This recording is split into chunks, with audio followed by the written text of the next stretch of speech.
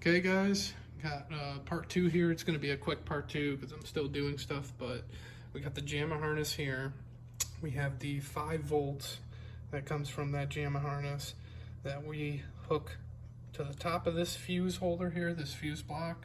Then you got that half amp fuse inside of there, and then the other wire comes up here and it's hooked to the top there, the positive 5 volts, 7 amps. So we got that set up, that's good to go.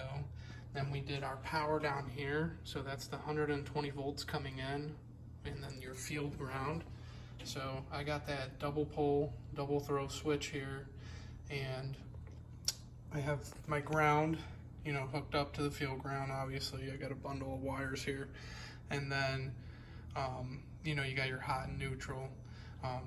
The reason why I got the bundle of wires is because I had to measure out for the Defender cabinet over here how far that toggle switch in the back is going to make it down to that control panel at the bottom.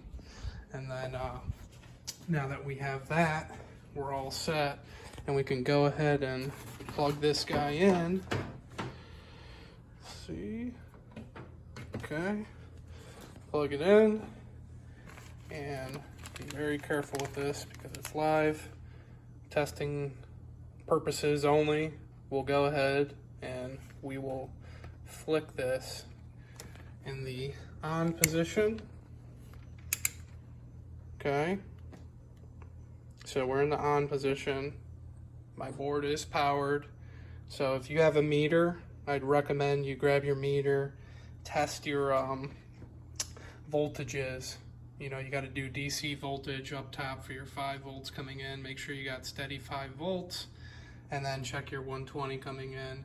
And then you have that switch here. So I'll go ahead, I can put it in the middle position, and we're off. As you can see, I can go up one more, and we're still off. And the reason why is because this is a on switch. So that's all I could get at the time. But there you guys go. So that's all you have to do for that.